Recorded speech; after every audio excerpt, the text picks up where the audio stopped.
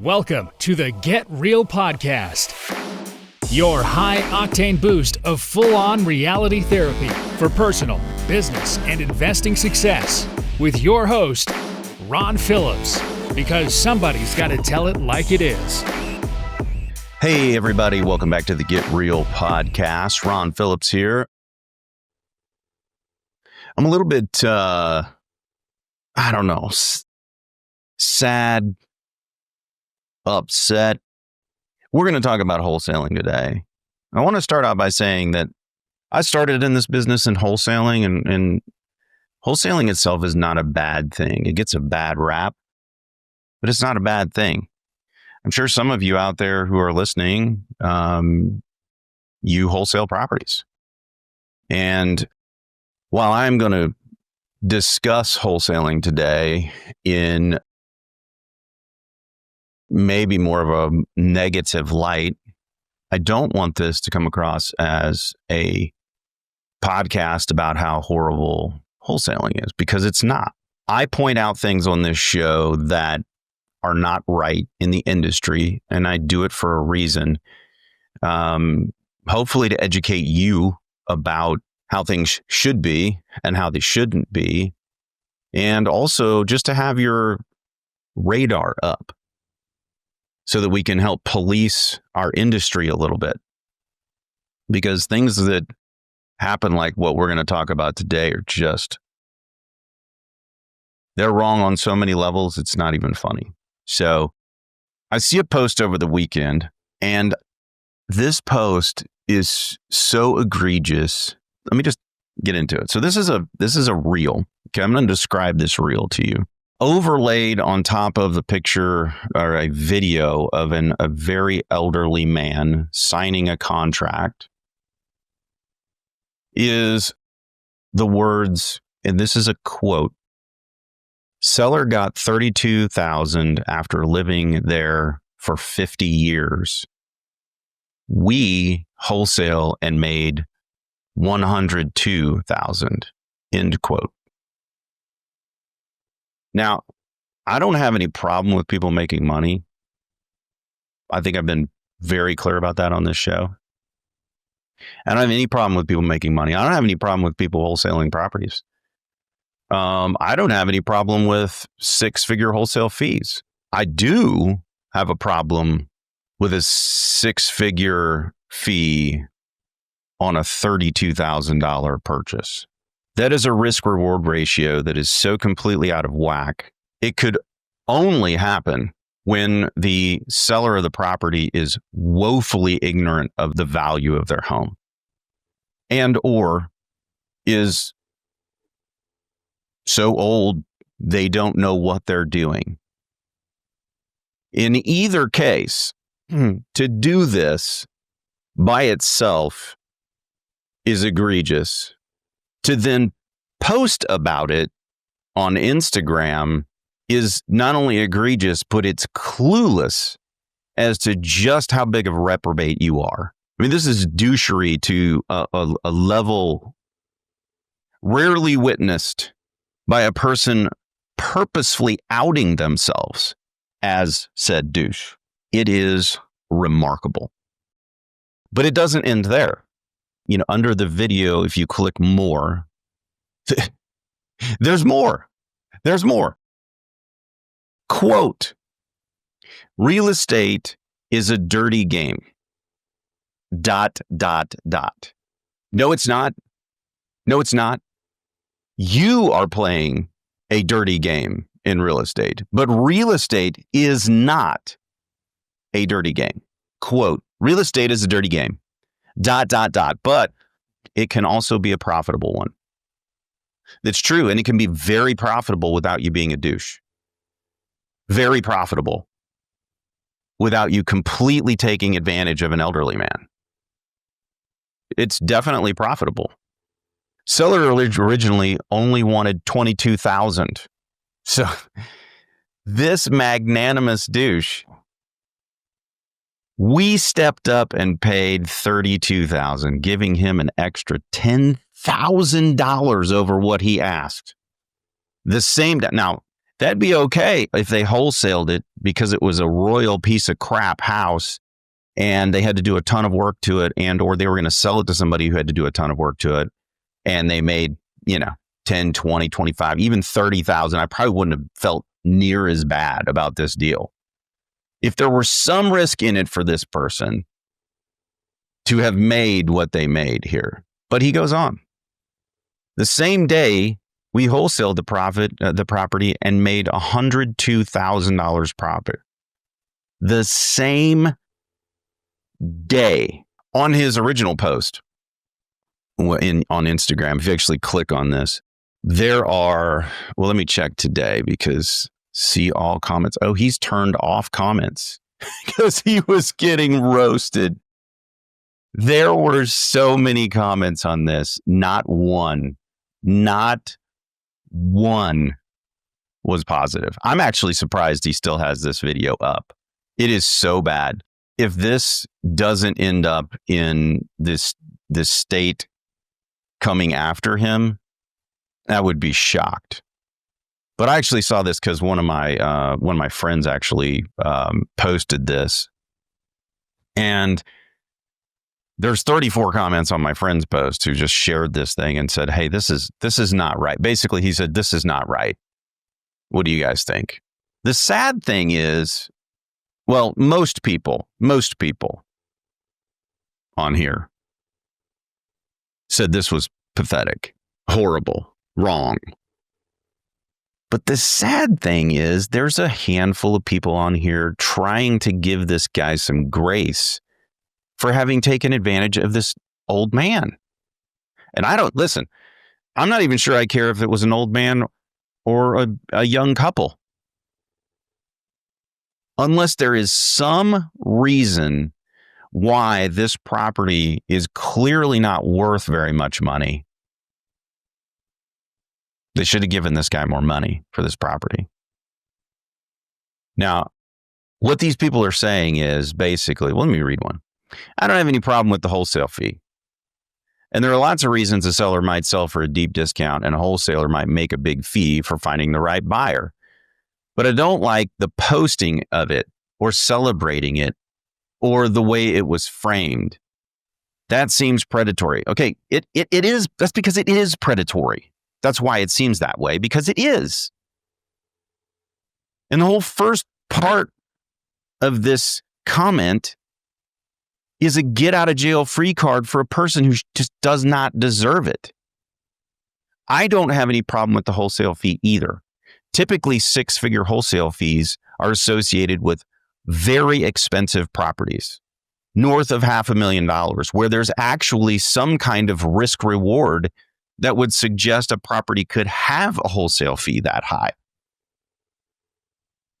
Not on a $32,000 property. You don't get them on a $32,000 property unless you're completely taking advantage of someone. Dude sold it the same day. That means he had zero risk. There was no risk on this particular deal. None. A better post would have been, hey, this guy asked for $22,000. We gave him X, some multiple more than that, not $10,000 more when I knew I was going to make $100,000 plus as a wholesale fee the same day. You realize that that's $134,000 that this property was worth to a rehabber, not on the retail market, to a rehabber, to someone who was going to buy this thing, put money into it, and then resell it on the open market. So it was worth, on the day this guy contracted it for $32,000, it was worth $134,000 to someone who still has to make a profit on it after they do work to it. That's how screwed up this is.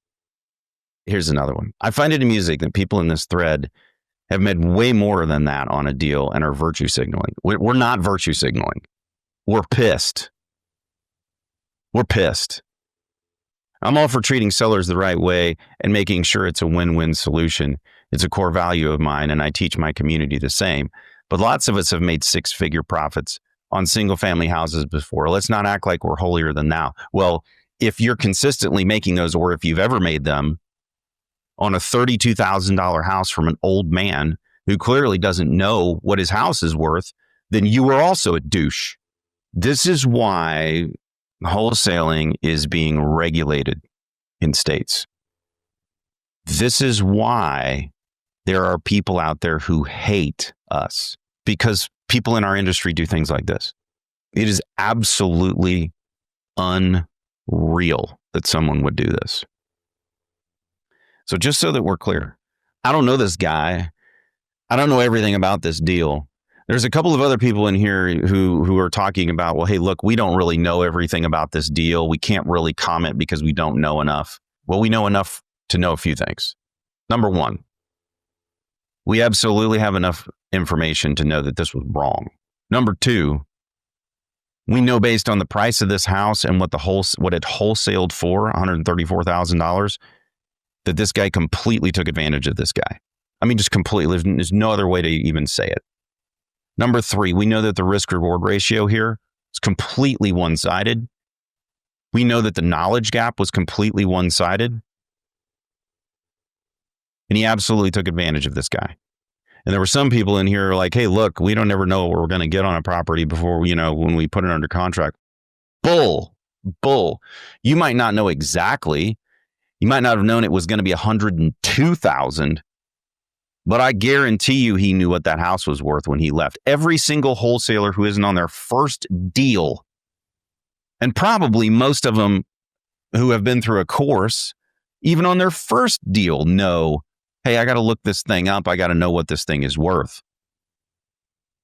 They know what it's worth before they walk in the house, and they for certain know, based on what they're contracting it for, what they're going to walk away with within some kind of a I don't know, within a few $1,000s. When you have six figures, I guarantee you know within $10,000 either side what you're going to make on a deal. And here's a few other things that we know. We know that this guy, because of the rest of what he did here, where he is trying actually to, I didn't even finish this. This is fantastic. Okay, so he says, I'm going to read this again because it's worth you hearing again that there are people like this. Watch yourselves out there. Real estate is, quote unquote, a dirty game. No, it's not. But it can also be a profitable one. Of course it can. Seller originally only wanted $22,000. We stepped up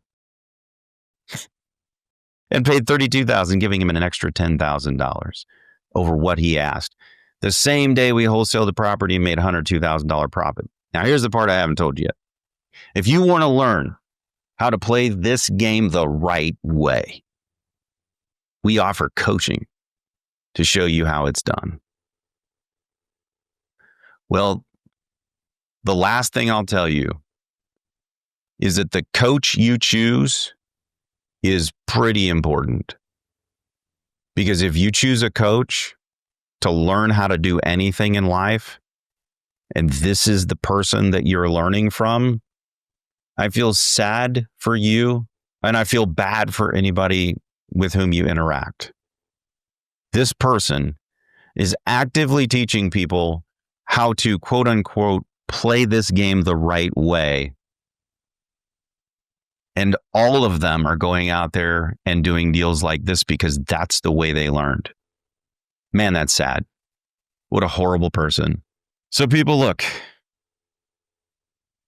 The coach you choose, the information you choose to ingest, just make sure it doesn't take advantage of other people.